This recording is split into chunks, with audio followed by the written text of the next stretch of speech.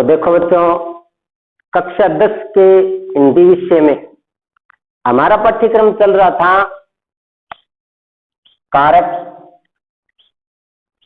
काल एवं वाच्य। कल हमने कारक के बारे में कुछ पढ़ा। कारक किसे कहते हैं? कारक का अर्थ होता है करने वाला या क्रिया का निष्पादक। वाक्य में संज्ञा या सर्वनाम शब्दों का जब अन्य शब्दों के साथ या पदों के साथ संबंध दर्शाया जाता है तो उसे कारक कहते हैं। कारक को प्रकट करने के लिए जो संकेत चिन्ह बनाया गया है उसे विभक्ति कहते हैं। विभक्ति का ही दूसरा नाम क्या है? परसरक। कारक के 8 भेद होते हैं: कर्ता, कर्म, करण, संप्रदान, अपादान, अधिकरण, संबोधन। हमने कर्ता कारक के बारे में पढ़ लिया। कर्म, करण, संप्रदान, इन 4 कारकों के बारे में तो हमने कल पढ़ लिया। आज हम पढ़ते हैं अपादान कारक। अपादान कारक देखो, अपादान का अर्थ होता है अलग होना या पृथक होना। अपादान का अर्थ है अलग होना, अलग होना या पृथक होना। अपादान कारक जब एक वस्तु या व्यक्ति किसी दूसरे वस्तु या व्यक्ति से अलग होते हैं तो अलग होने की स्थिति में कौन सा कारक आता है? अपादान कारक। अपादान कारक किसे कहते हैं? जहां पर अलगाव की स्थिति होती है, अलग होने की स्थिति होती है, वहां पर कौन सा कारक होता है? अपादान कारक। देखो, वाक्य में जब एक वस्तु या व्यक्ति का लिख लो, जैसे वाक्य में जब एक वस्तु या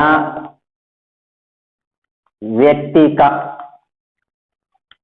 दूसरी वस्तु या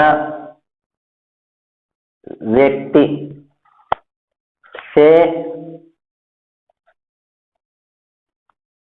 अलग होने का बोध हो, वहां अपादान कारक होता है। अपादान कारक किसे कहते हैं? वाक्य में जब एक वस्तु या व्यक्ति का दूसरी वस्तु या व्यक्ति से अलग होने का बोध हो, वहां पर अपादान कारक होता है। यानी अपादान कारक का विभक्ति चिन्ह हमने पीछे पढ़ा है। विभक्ति चिन्ह क्या होता है इसका? विभक्ति चिन्ह होता है इसका से। अब से विभक्ति चिन्ह कर्ण कारक का भी होता है, लेकिन कर्ण कारक का विभक्ति चिन्ह से है वो किसको दर्शाता है? साधन को। जब साधन से काम होता है, जैसे सीता कलम से पाठ लिखती है, तो यहाँ कलम साधन है तो से आया है, मुंह कर्ण कारक का है। लेकिन अगर अपादान कारक का से होगा तो उसमें अलग होने की स्थिति होगी। जैसे पेड़ से पत्ता गिरता है या पेड़ से पत्ते गिरते हैं। यहां पेड़ से पत्ता है, वो पेड़ से क्या हो गया? अलग हो गया। तो यहां पर कौन सा कारक हो गया? अपादान कारक। जैसे ये कह दिया बालक घोड़े से गिरा या बालक घोड़े से गिरता है, तो बालक घोड़े से, तो यहां से अलग होने की स्थिति है। अलग होने की स्थिति होगी, वहां पर कौन सा कारक होगा? अपादान कारक। अब जैसे ये उदाहरण देखो, गंगा हिमालय से निकलती है। अब यहां पर से तो आए। अब कई ये सोचेंगे कि गंगा हिमालय से निकलती है, ये हिमालय पर्वत है, यहाँ से गंगा निकलती है। अब वो अलग तो नहीं हुई है, हिमालय से जुड़ी हुई है। यहाँ अपादान कारक कैसे हो गया? तो जिस स्थान पर किसी वस्तु का उद्गम स्थल है, जिस स्थान से जो वस्तु निकलती है, वो उससे अलग न होने पर भी कौन से कारक में आती है? अपादान कारक में। जैसे गंगा हिमालय पर्वत से निकलती है, यहाँ हिमालय से गंगा का क्या हुआ है? जन्म, यानी गंगा का उद्गम स्थल है ये। तो इसमें भी कौन सा कारक होगा? अपादान कारक। एक और बता देता हूं, जब डर या भय की स्थिति होगी, डर या भय की स्थिति में भी कौन सा कारक होगा? अपादान कारक। डर या भय की स्थिति में अपादान कारक होगा। जैसे इस प्रकार का उदाहरण होगा ना, बालक शेर से डरता है, बालक शेर से डरता है। अब यहां पर भय की स्थिति होगी ना, तो शेर से, ये से अलग होने की स्थिति नहीं दर्शा रहा है, फिर भी कौन सा कारक है? अपादान कारक। क्योंकि यहाँ पर है डर या भय की स्थिति है, डर या भय की स्थिति होगी तो वहां पर भी कौन सा कारक होगा? अपादान कारक। तो ये है अपादान कारक। यानी अपादान का अर्थ होता है अलग होना या पृथक होना। वाक्य में जब एक वस्तु या व्यक्ति का दूसरी वस्तु या व्यक्ति से अलग होने का भाव पैदा होता है, अलग होने का बोध होता है, तो वहां पर कौन सा कारक होता है? अपादान कारक। और अपादान का विभक्ति चिन्ह क्या होता है? से, अलग होने के योग में। जैसे पेड़ से पत्ता गिरता है, बालक घोड़े से गिरता है, या गंगा हिमालय से निकलती है, या बालक शेर से डरता है। अब ये कह दिया वह गांव से आया है, तो गांव से वो अलग हो गया, वह गांव से आया है। तुलना की स्थिति में भी अपादान कारक, जैसे ये कहते हैं ना कि सीता गीता से लंबी है, तो यहां पर भी कौन सा कारक होगा? अपादान कारक। जब तुलना दर्शाई जाए, तुलना की जाए, तो वहां पर भी अपादान कारक। सीता गीता से लंबी है, तो ये अपादान कारक। अब देखो संबंध कारक। संबंध कारक, जैसे नाम से पता चला संबंध, जब एक व्यक्ति या वस्तु का दूसरी व्यक्ति या वस्तु से संबंध दर्शाया जाता है, वहां पर कौन सा कारक होता है? संबंध कारक। देखो, जब एक व्यक्ति या वस्तु का दूसरे व्यक्ति या वस्तु के साथ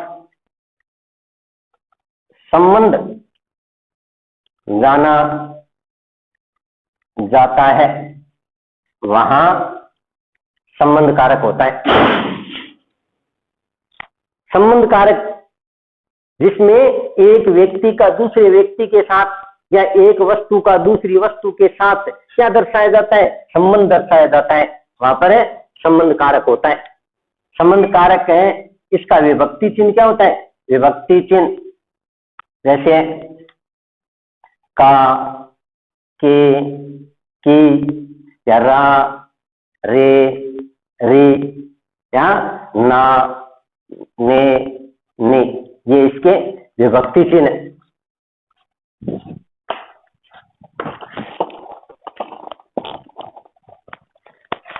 देखो, जैसे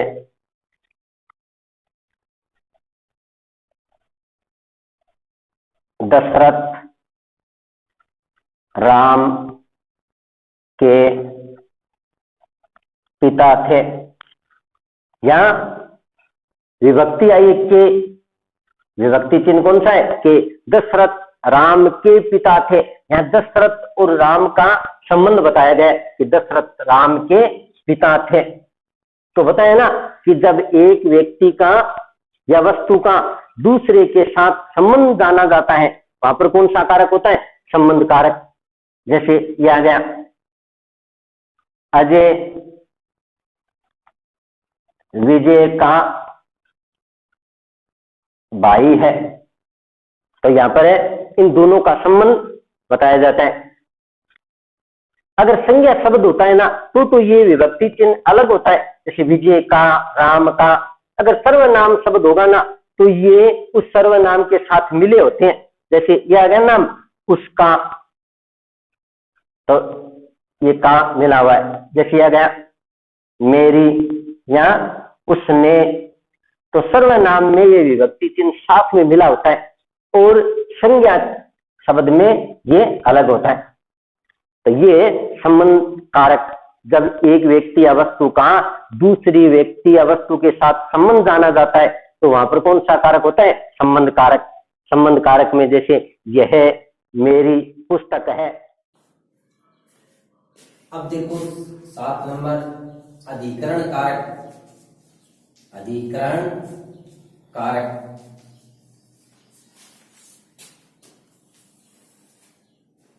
अधिकरण का मतलब क्या होता है? आधार।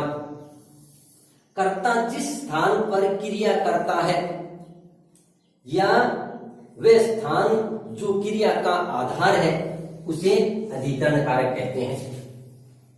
देखो, कर्ता जिस स्थान पर अपना कार्य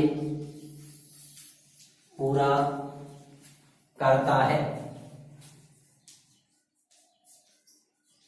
कर्ता जिस स्थान पर अपना कार्य पूरा करता है या कर्ता जिस स्थान पर क्रिया कर रहा है उसे अधिकरण कारक कहते हैं। या इस प्रकार भी लिख सकते हैं, कर्ता जिस स्थान पर अपना कार्य पूरा करता है या जो क्रिया का आधार हो उसे अधिकरण कारक कहते हैं।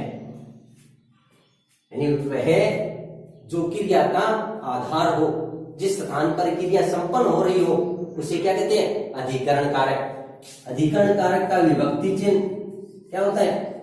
विभक्ति चिन्ह होता है में, पर, पे।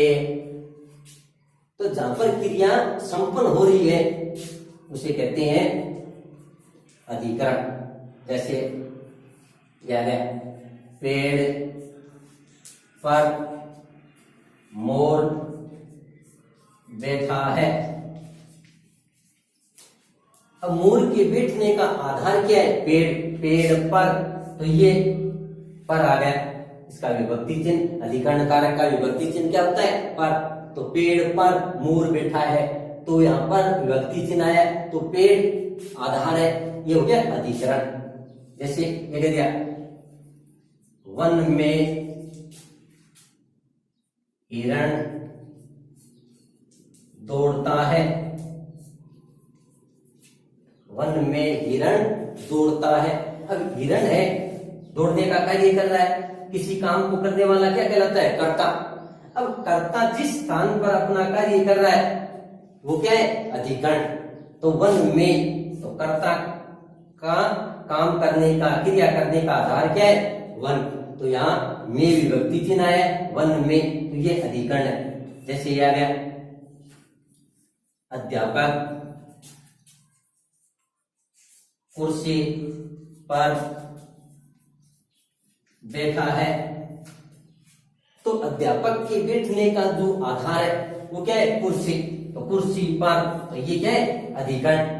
विद्यालय में विद्यार्थी पढ़ते हैं, तो विद्यार्थियों के पढ़ने का जो आधार है, क्रिया कहां संपन्न हो रही है? विद्यालय में, तो ये है अधिकरण कारक। कर्ता जिस स्थान पर अपना कार्य पूरा करता है या जो क्रिया का आधार हो, जिस स्थान पर क्रिया संपन्न हो रही है उसे कहते हैं अधिकरण। और अधिकरण का विभक्ति चिन्ह क्या होता है? में, पर, पे। तो ये अधिकरण कारक। अब देखो लास्ट है संबोधन कारक। संबोधन कारक,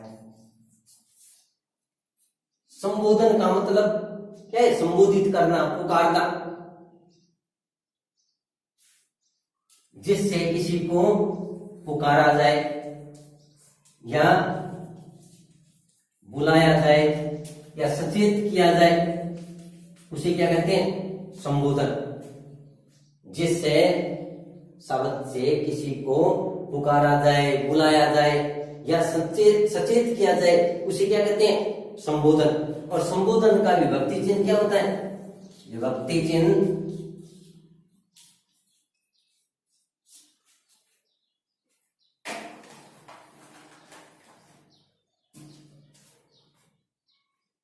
विभक्ति चिन्ह होता है इसका हे, अरे, अहो, यानी संज्ञा का वह रूप है जिससे किसी को पुकारा जाए, बुलाया जाए या सचेत किया जाए, उस रूप को क्या कहते हैं? संबोधन। और संबोधन का विभक्ति चिन्ह क्या होता है? ये विभक्ति चिन्ह। विभक्ति चिन्ह हे, अरे, अहो, जैसे क्या गया?